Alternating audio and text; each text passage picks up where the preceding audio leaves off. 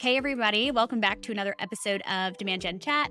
I'm your host, Kaylee Edmondson, and today I am super excited. Long overdue interview with the Director of Growth Marketing over at Toast, Julia. Welcome to the podcast. So excited to have you. So happy to be here. Thank you. Yeah, absolutely. So Julia and I started talking in June. Obviously, Toast has had just a small bit of news this year with the IPO and had a lot of things going on. So I want to start by just like setting the stage for Toast. I grabbed some of these. I normally don't read during podcasts, but I was trying to do my own research and was very fascinated with some of these stats. So I'm going to read some of them because I think they're very, they set the stage really well for just kind of where you guys have been this year. So, um, obviously, you announced your IPO. As of the third quarter financial results, the revenue grew 105% year over year, putting you guys at $486.4 million. Your ARR is now 77% year over year growth, landing at $543.8 million. And then the third quarter gross payment value is now at 123%, which is $16.5 billion, which is just massive. So running demand gen slash growth marketing for a company of this stature in SaaS just has to be like completely rewarding in so many ways. And obviously, Julia, you've been there through all of this growth because you've been there for quite a few years now. So I want to know more about you, how you landed at Toast. We'll start there and then we can get into the weeds on some demand gen stuff. Yeah, that sounds great. So I started at Toast like 6.5 years ago. So still really, really early. I was probably employee maybe 80 or 90. The marketing team was very small. They needed someone who could help develop the website, help design a logo, help stand up an event program. And so I came on through a referral with another marketer who also still works here, who brought me on and just kind of dove right in and was like, throw me at anything. I'll do all the things. And it's kind of been like that ever since, which has been great. Oh my gosh. Yeah. No, that's insane. So coming into the marketing org, when you started 6 years ago, because 6 years ago in SaaS is like got to be the equivalent of dog years. So it's really like 57 years ago.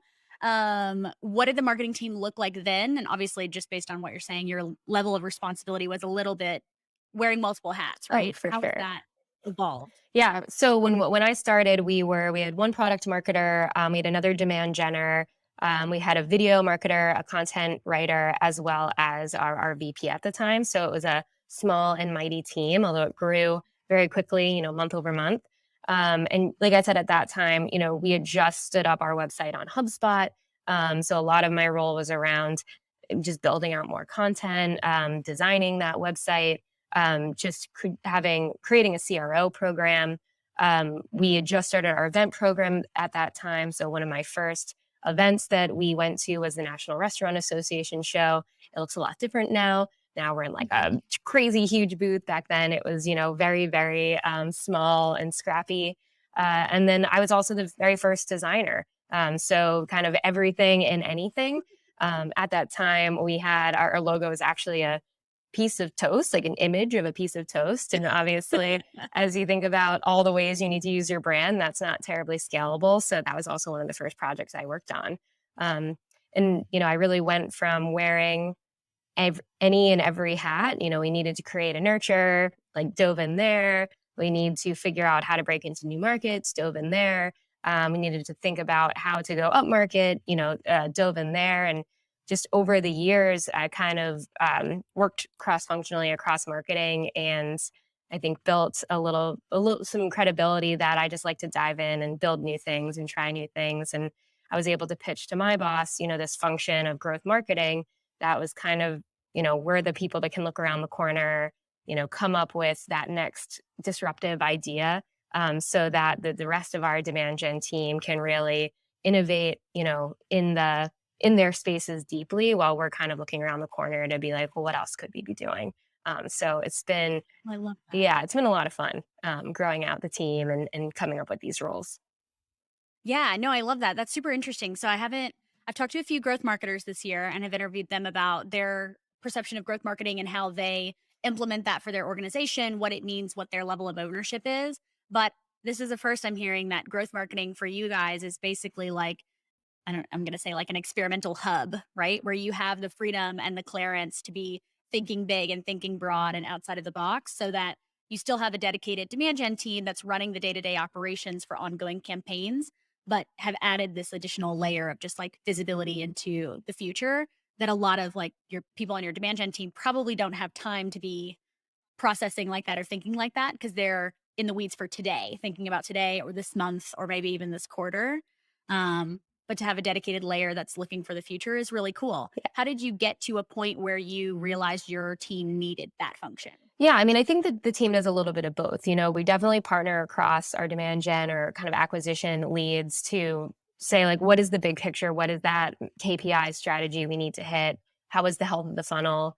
But you know, as it pertains to why did we think we needed this, I think there was just like a lot of times over the years where maybe a metric as our business grew or changed was behaving really differently. And we were trying to look to the different channels to say, like, why is this happening? And they just didn't have the capacity to kind of go and completely shift gears and say, I'm going to go figure out why this thing is totally different than it once was. Because a lot of time, especially in the funnel, it's not one channel, it's, you know, a macro trend. And so to put it on organic or paid or any an individual channel and say, solve for this, it can be really challenging. And we do have a centralized BI team, which is wonderful, but they're not always in the weeds of all of the, you know, nuances of the marketing and even top of the funnel sales kind of activities. So I think as we kind of started to see more and more opportunity areas, we just thought of, well, why don't we just have a team that's really thinking about that? And so part of our scope is very much that like high level strategic partnership and just partnering across all the channels. But then we're also thinking really deeply about our tech stack. So we partner really deeply with our marketing operations team as, you know, a way to disrupt the funnel, and even really our sales team. How do we partner with them super, super closely so that we have this continuous funnel and it's not, you know, just a lob the lead over the wall and like fingers crossed that it converts into a customer. Exactly. Exactly. And I think too, it becomes very easy to be in a reactive seat because I think, especially in SaaS, we're all wearing a lot of hats. I think it's very normal, unfortunately, to be wearing a lot of hats and having to rely on that lobbing process of just tossing it over or like handing off the baton and then like praying for the best on the other end. But no, I love that you guys are at this level where you're just trying to be very thoughtful and methodical. And I love the disrupt. I think that if your primary focus is disruption, that's like a very core, um, but also very like motivational value that your team can stand behind. And while you're partnering with all of these other functions within the marketing team to really like move the needle on big pieces. Um, I think that's interesting. Are there any learnings that you took away this year in terms of you're saying you like to look at the full funnel and just kind of understand like wait what's maybe not working as well, or even on the flip side like what's working really well that we should like double down on as you're like looking at the bigger picture? Are there any like crazy learnings that you saw this year that you're excited to dig into more for next year? Yeah, I mean, I think it's honestly maybe a learning that I identified a couple years ago, but just continues to ring true. Like as we think about efficiency and really narrow in on like a specific area of the funnel, it's very much a once you if you very deeply focus on one area of the funnel, it almost puts another area of the funnel at risk. Like there's Sure. only so much capacity, especially when like humans are involved, to say like if you focus here, then like this other area is going to get less focus. So I think as we've evolved over the years, we've really tried to go with how do we think about, you know, automation and human touches and marketing content and let's all these tools together instead of trying to put all of our um, you know, focus on one initiative, and then once that initiative starts to focus someplace else, you lose those gains. So really, like, how are you creating stable growth and not just solving for the minute and then looking to the next shiny object? Yeah, no, I think that's good and super methodical too. I think that um yeah, I think I said this again, but I'll say it one more time. Like being reactive is unfortunately just part of the game. So I think there's like some percentage of all of our days that is spent being reactive because at the end of the day, that's just marketing. Like we all need to hop on the latest trend and we all need to be very relevant and understand like news jacking and things of that nature so that we can be timely and topical. But there is definitely a greater percentage of our time that should be spent looking at things full funnel or taking a step back, pull yourself out of the weeds, understand your conversion metrics throughout the funnel, and look very strategically at which areas need the most improvement. Um, but also like maintaining that human touch, because I just don't think we'll ever get to a point where everything can actually be automated in a way that makes sense. Yeah. Um, And we don't and I want, think we don't want everything to be automated. Like one of not at all. our team has a charter and, because within growth is also the marketing operations team. And we're very conscious that automation and using tools to improve the funnel scares a lot of people and makes them feel like their job becomes less valuable. And we, firmly believe that we're giving you time back to be more creative and have more fun with your job and be able to be even more successful. We're not trying to get rid of your role. So it's something we're very, very conscious of. I will say, we're still doing our fair share of reactive red to green type plays. Sure. Obviously when everything's going great, it's really easy to lift your head up and be like, what do I want to be doing 6 months from now? Yeah, no, exactly. I think that's really well said. In terms of things that, especially coming off of a year of learnings and a huge year for you guys in the media and the news, what are some things that you think B2B marketers traditionally might get wrong that you think that Toast is doing exceptionally well at? That's a really good question. I know we talked a little bit about. I think one thing that I've always been really happy about in my time at Toast is, we have a huge sales team, and whenever we have new salespeople join, they're kind of uh, surprised at like how well marketing and sales work together. And so I think that's something that we at Toast have invested in and do a really good job with. We have a super strong relationship with our sales organization. And I think I've worked at other companies where that's been a little bit more of a struggle. I just think from day one, we've been go to market. We've worked super closely. We've all rolled up into one of our co founders. And that is something that I think has just helped us not only weather some of the harder times, but also accelerate and when the business is doing really well.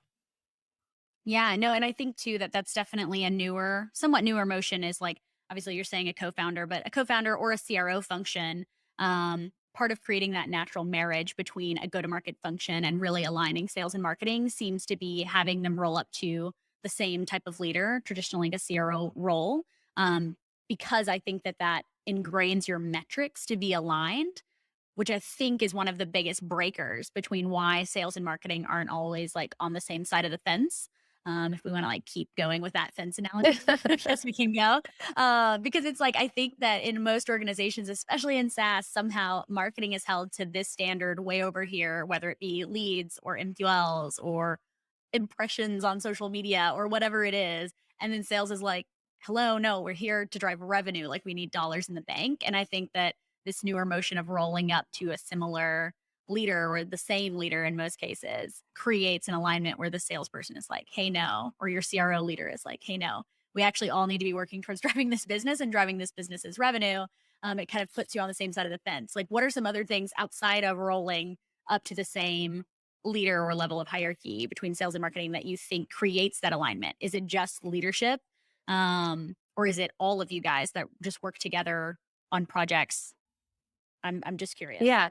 Yeah. I mean, I think I do think a big value has been growing out this growth marketing function because we have, I think when we started our demand gen team and really we were more of a traditional, super focused on MQLs at all costs. Like that was our primary KPI.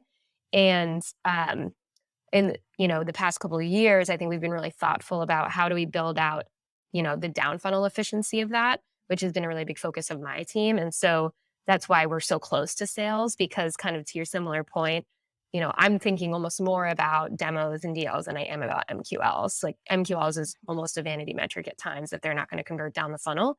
And simultaneously, I guess just from how we thought about the demand gen org, we've also thought really deeply about, above the MQL and how does that, have more rigor and thoughtfulness as well. So awareness, impressions, creating a lot of rigor around that program. But I think being really thoughtful about that post MQL experience and kind of coming to the sales org and saying, we don't just want to give you a lead. We want to understand what you need. We're listening to you about what markets you don't feel like are getting the love they need.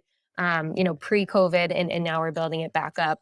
We had a really strong event and regional marketing program. So that was, their go-to person that they could say, like, I need this support. But then also proactively, we all plan together annually. And we really just try to have a strong feedback loop. But I think at the end of the day, we just have really strong empathy for one another and understand that, I think something really unique about sales is when I'm thinking about, MQLs and like hitting marketing numbers, that's like leads in a funnel. But when I'm talking to my sales leaders, they're talking about like their sales reps hitting their quotas, which is like their livelihood. And it's not just like numbers on a page, it's like humans. And so like it's also deals, it's also revenue, but you know, it's twofold. If like a sales team is missing their number, they're not only missing that for the business, they're missing it for themselves, for their bottom line, for their life and family. And so I think lifting our heads up sometime and just approaching all of our relationships, not only the sales, with that deep level of empathy, just gets everybody to a place where we're kind of able to roll our sleeves up and get into it together. And they are I think it's different for marketing because obviously most marketing roles aren't purely compensation, or a large percentage of our take home isn't compensation. And it's a very different world, right? I think that there have been tons of pretty successful marketing leaders in the past year or so that have done a trial period as like acting as though they were an account exec and truly like shifting their salary to rely on the same structure or model that their sales reps do, and it's a totally different world, right? I think that putting a human aspect on it, and again, I think that goes back to your marketing strategy too, just like understanding that some things can be automated, but there also needs to be a human touch. Um, Taking that same view for your sales team definitely would create better alignment. In terms of making sure that you guys are closing that feedback loop with your sales team, what does that look like? You guys are just having leadership at the table, meeting weekly? Do you have like a massive, incredibly productive Slack channel? Like what does that feedback loop actually look like in terms of making sure that y'all are talking on a regular basis? Yeah, so I mean, changed a lot over the years. I think the one thing that's really stood the test of time is we do have a weekly kind of funnel review that started off as being very MQL focused, channel focused, in its conception many years ago, and now it's really this full. Location acquisition, revenue. There are marketing leadership there. There's sales leadership there. There are the people driving the programs. There's sales operations. There's marketing operations. It's like everybody having a space where we can kind of talk about every single week, what are we doing? What are we worried about? What are the risks? Mhm. And I think that the more that we've let sales into that, and be bigger stakeholders in that, I think that's been helping a lot with the feedback loop. But I think it is also kind of does come back to that like leadership and where they report into. It makes it a little bit easier to be aligned. But the end of the day, like, if I'm looking at the funnel and I'm worried that it's at risk, I will just, Slack the sales leaders and say, hey, what can we do? What can marketing do for you? What can sales do? Like, let's all look at this problem with fresh eyes and see what we can figure out. And I think most of our best ideas have come when we, have brainstorms together versus independently. Mhm. Yeah, no, I love that. I think too, like, let's segue to this other section I really wanna make sure we cover before we're at the top of time, but, um, I think that I said this a little bit before we started recording too, but marketing now, especially in software, I think is at this very critical turning point. We have a lot of moving pieces obviously going on in the market around, tracking and privacy policies, and all of us just collectively as a unit getting more rigorous about, being thoughtful of other people's privacy, which is a really strong movement, but also has impacts on us and how we go to market and how we make sure that we're getting in front of the right people at the right time. Um, which I think is part of, this moment of change in how people market and which companies are actually going to rise to the top of the occasion. For Toast, especially serving this restaurant slash hospitality industry over the last year and a half, I guess, at this point, in the middle of COVID and a global pandemic, you guys have obviously been through tons of change with your go to market strategy and continuing to make sure that you're doing the right thing for your market at the time, given all of these other worldly events that are happening. What types of down funnel effects did that have on your marketing strategy? in the last year and a half? And are there any learnings that you can take from that period of being in the middle of COVID to apply to this like next stage of innovation as a marketing team? Yeah, for sure. I mean, I think that, when COVID really hit, one thing that helped Toast was that we, were a startup and are in some facets still a startup. And we were really able to kind of go back to our startup roots and everybody just roll up their sleeves and be like, okay, this is a new problem for us to solve. Like we're going to figure it out all together. So that was, I guess, silver lining, just kind of like a cool moment to have everybody come together and be like, how are we going to solve for this? I think the biggest learnings that from a demand gen perspective, I think some of the programs that have been really successful during this time have been, our very top of the funnel programs where we've really met our prospects and customers where they are at this time. Kind of going back to that feeling of empathy, we're all going through this like crazy moment, but they're truly like on the front lines, and so come giving products away for free, like putting together new educational material on like how do you even function in this new normal? How do you as a full service restaurant start doing takeout and delivery? Like how do you just completely shift everything you've ever known to be true and just being there as like whether it's content, whether it's the product, whether it's support, just being there for them. And I think just that importance of just being there for them and listening to them, I think is just something that we, want to continue. We have always done, but it's just something that we need to continue to prioritize always because it's never been an easy industry.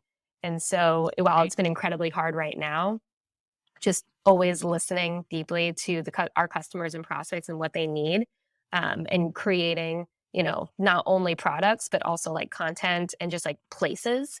Like we have a Toast community, which, is just like amazing seeing all of the restaurants come together and supporting one another. So being able to facilitate that. So I think in a nutshell, like really prioritizing community and products and content and programs that just help restaurants be better together is just something that has always been important, but just became even more important during COVID.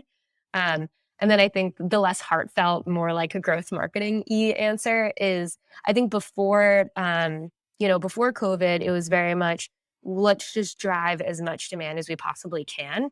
And during COVID, we had to be a lot more efficient. And we kind of some pilots that we were toying with, and we were really early stage. Chili Piper's a great example. We were like, we just need to do this because like, what are we going to do? And this kind of like disruption, what are we going to do to just make sure that we get out of this thing? And so I think we as an organization kind of learned from COVID how important efficiency, technology, creating these sustainable motions are. And while we want to continue hiring tons of incredibly amazing people, we want to also hire a ton of amazing developers and tech people and operations people that can build something that really outlasts all of us. So I think tippity top of the funnel, awareness, community, good vibes, and then super efficient, not being scared to try new things, and just really thinking about that full funnel and kind of getting things to our sales reps and onboarded and live. And uh, not only live, like we always say, like thrive. We want our customers to not only be using our product, but be like crushing it and like doing so well. And so I think those are how do we create that full circle of a journey from the joy of seeing that Toast is there for you originally and then getting live and then actually experiencing like, wow, this is making my life better. Yeah, yeah, yeah. So given that, I assume that means for 2022, you're going to be spending tons of time in communities, continuing to ramp with social, and especially providing content as people hopefully regain some level of normalcy maybe in 2022. Um, how does that impact your more bottom funnel, like demand gen programs? What are you thinking in terms of programs and planning for, especially as we're approaching a new year? Yeah, I mean, I think that, that further desire and need to get closer to our customer is really helping us think about our 2022 programs. We want to, not all restaurants are made equal. It's like a very it's very high level to just say the restaurant industry. They're so unique. There's very small restaurants, there's very big restaurants, upmarket, downmarket, different types, ghost kitchens, like food halls, like everything's so different. So, I mean, we're thinking very deeply about how we can get more nuanced as we're, thinking about how to best partner, create products for, and just like love on the uniqueness of our industry. And I think that's a top of the funnel thing, but it's also a bottom of the funnel thing, because not only are they different in their practice out in the world and their passion out in the world, but how they kind of behave as they come into the marketing funnel and the sales funnel, onboarding, all of that is different. And so just being really thoughtful that we're creating curated experiences so people can feel seen and helped and be as successful as possible is probably one of our top priorities. And I even think like segmentation, top of funnel, but also bottom of funnel is something that I think it's like almost like broad strokes in the beginning, right? I think all companies, especially starting out, if you're like a very small startup with a really small marketing team and maybe even a small budget, it's always just broad strokes. So you look at your industry as like, okay, we're going after the restaurant industry and here it is. And then once you get to a stature like you guys, where you've just been so successful, it's a great opportunity to be able to look at a really statistically significant portion of data and say, oh, okay, actually, like it's not just restaurant or hospitality. Like our top three niches are this. And then like the way that we break it down to make sense of it all, because I think it's very easy to get lost in the data. It's like we have our core verticals within B2B SaaS that are like our primary people, and we know who our ICPs are, and we know what size the company needs to be, and like all of those traditional demographic, firmographic information. But then we have a set of trailblazers where it's like, oh, okay, we're starting to see initial trend lines in these three verticals, but like that's pretty untapped. Like we've never created custom content for them. We've never done any type of like dedicated social campaign. So like let's go after these three for a quarter. And then at the end of the quarter, let's just do a good like post-mortem, figure out what worked, what definitely didn't work. Cause right, when we're going after new things and trailblazing new territory. We also are really lucky because it's a really easy industry to get excited about. So it's fun to market to. We're lucky to be able to work for restaurants. So excited for 2022. I'm curious if we can talk about any type of planning for 2022, just because it's top of mind. Um, when does planning season start for you guys? How do you traditionally structure it? Are you like a bottoms up type of team, tops down type of team? Do you kind of meet in the middle? Like there's so much around planning that I feel is like everybody has a very firm, like you're on one side of the coin or the other. I'm curious to hear how you guys do it. And obviously, as that's evolved over time. Yeah, yeah. I mean, so I can speak to it, this year where I feel like it's a combination of tops down, bottoms up. Because, like our SLT team will really start meeting during the summer to kind of start talking about what are the bigger things. But as a marketing team, we're there's even initiatives that we kick off at the beginning of this year that evolve into something bigger, something bigger. So I think we as a marketing org probably know as part of like our H2 planning, what are the things that we're starting to get excited about and thinking about that we want to start scoping, getting feedback on, piloting in the second half of the year that we can really start making the case for and pitching across the business of like these are big focus areas for the following year. So I think that, from a bottoms up standpoint, it's a lot of like what are the things we're most excited about. And then from the top down standpoint, it's very much okay, what are the bigger strategic investments? And then at the end of the day, we have to kind of look at the board of what are the big strategic investments? What are the things that we know are going to make an impact within our programs? And sometimes those things overlap and sometimes they don't. And then prioritize budget, all of that good stuff. But it's very cyclical.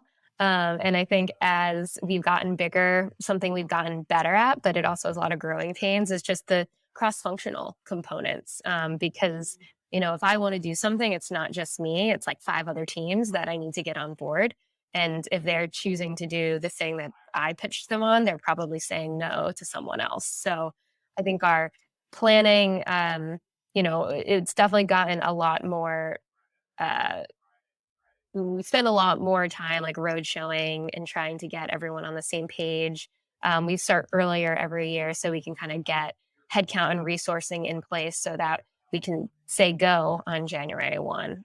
So definitely earlier, better aligned, still very cyclical. And, I'm sure we'll still end up doing a lot of things that we said we like weren't going to do just because we can't help ourselves. But Sure. yeah, but I think it's gotten better. It's gotten better. I think we hit a point where, and the growth of our company, where we went from like, we can be really scrappy. We can stand something up in a month. We don't need to plan a whole, like, we're going to plan a quarter, but like a bunch of stuff is going to come up when we're going to do it, to Exactly. like, there's just too many cross-functional dependencies that like that model kind of broke. I'd say like before COVID, and then COVID hit and we were like, oh, just kidding. We can totally do that again, because like we were just doing that. And now we're kind of at that a new reality again of like, okay, we need to slow down to speed up a little bit and make sure that we're really aligning resources across teams and all of that good stuff. That's super interesting. I think the reality is that most companies must land with a middle ground on tops down, bottom up. Like there's just no, I don't know. I've never personally seen it done any other way. We're very similar here as well, where it's like almost like a meet in the middle. And then, yeah, like that healthy negotiation stage around like, well, these are our priorities and these are sales priorities and these are the CS team's priorities, almost creating like a Venn diagram of sorts to see which ones are actually top priorities for us collectively. So we know those are a yes. And then like a few additional Yeah. pieces, like get a seat at the table. And you need that healthy mix of like the SLT ideas are largely going to be like Horizon 3. Like, what are investments we want to make that aren't going to hit next year? But like, we need things to hit next year. We need growth next year. So I think a lot of that, like Horizon 1, Horizon 2, is probably coming more from the teams in the weeds, and kind of that partially Horizon 2, partially Horizon 3 is coming from the top. And then how do you staff against the things that need to get done? And I think, again, that's where a team like our team comes in, my team comes in, where we're maybe thinking a little bit more, we're maybe 50-50% like Horizon 1 and then like Horizon 2 and 3, whereas a lot of the teams that are in the weeds day to day are like 75% Horizon 1 and like 25% Horizon 2. So that kind of creates capacity to do all the things. The end of the year is definitely where we make commitments for broad strokes for the entire next year. And then, like you're mentioning, we do very deep quarterly planning. So, like right now, we're doing deep quarterly planning for Q1, but we are also making broad stroke commitments for the entire calendar year, which is why December always feels like a meteor planning cycle for us, just because it's trying to really figure out which tables we think we're ready to commit to as like winning tables, if we're thinking about it in terms of like gambling. We're trying to figure out like which tables we really want to commit to for the entire year in terms of committing to like a final number.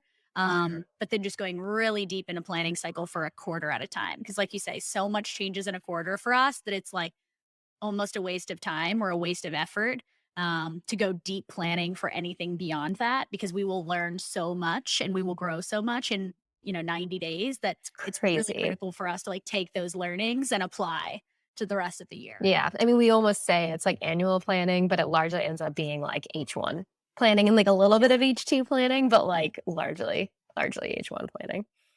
Before we wrap, I always ask this question: who is somebody, another marketer or not, you could go outside of marketing, I guess, that you're following in the space that you are learning from, finding value in? Maybe you've read a book, listened to a podcast, or they just have like a really great Twitter feed. Who's somebody that people listening to this podcast should go follow, consume their content, etc.? I feel like I don't have a good answer for this because I'm not a great consumer of marketing content, which is probably a bad thing. I like I talk to my boss about this a lot. It's actually a growth area for me. How can I be more like looking outward to the industry? I think there's just so much going on at Toast. I feel like I'm drinking out of even 6.5 years. I feel like I'm drinking out of a fire hose all the time. And so a lot of, I think one thing that I've been really lucky this year, I've grown my team quite a bit. And so I think a lot of the exciting anecdotes and updates and new information about the marketing industry has really come from the new people on my team and their unique experiences and kind of what they bring to the table. So I'd say that I get my content from my team and the kind of broader Toast marketing team. But if people out there listening to this, if you're like, you're crazy, this is something you should be following, listening to, please send it my way. But yeah, I think generally just once I sink my teeth into an idea, then I'll start researching lots of stuff and getting exposed to things. But I also have a 4-year-old at home. So I think a lot of my time is more spent on different content when I'm not working. I hear that. I hear that. We have two small little ones here too. So it's definitely that in and of itself is a full-time job. So that's valid. Cool. Well, I will link all the things that we've chatted about in the show notes for today. If anybody is listening and wants to follow Julia and all of her wisdom, LinkedIn, is that the best place? Yeah, LinkedIn is, and you should really follow Toast because I think the team does a great job of just publishing so much incredible content for restaurateurs, but also about what's going on in the industry. And everyone loves restaurants. So if you ever you're looking for ways to support them, you should follow Toast and be able to know what's going on. Yeah, absolutely. And Toast also does, especially on LinkedIn. I haven't done a ton of research on other platforms because I just spend most of my time on LinkedIn. But Toast does a really, really great job of highlighting customer stories and user generated content, especially in the feed. It's obviously you have a very unique position to be able to source a lot of really great user generated content. But I think that it's just really, really well executed. And even though for us, our market is drastically different from your target audience, it's very inspiring just to even kind of look through the content that Toast is curating and spark ideas for ourselves, but hopefully people listening can spark ideas for themselves and their business, to try and get your community or your customers more involved with how you're putting out your best foot forward on social. So yeah, kudos on that front because it's like very, very good content. Yeah, So it's feel everybody good. else go follow them for that. Yeah, it's feel good content for sure. It brings you joy. Yeah, 100%. Thank you so much again. I'm so glad that we finally made this happen. So worth the wait. And this will be our final episode for 2021. I want to send a huge thank you to anybody who listens to this and has made it to this far in the podcast. I appreciate you guys so much. This started out as a passion project for me so that I could, almost like to what Julia is saying, I felt very isolated in terms of just drinking from the fire hose here, and needed to try and stretch my wings and learn from my peers so that I didn't feel like I was falling so far behind in the marketing world. So it started out as a passion project. It's become a real thing. We will be doubling down in 2022, so stay tuned for that.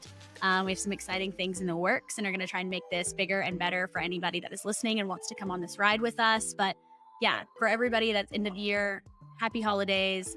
If you're doing end of year planning, all the best to you as you're planning. And with that, I'll bid you adieu and we will see you next year. Thank you guys. Thank you.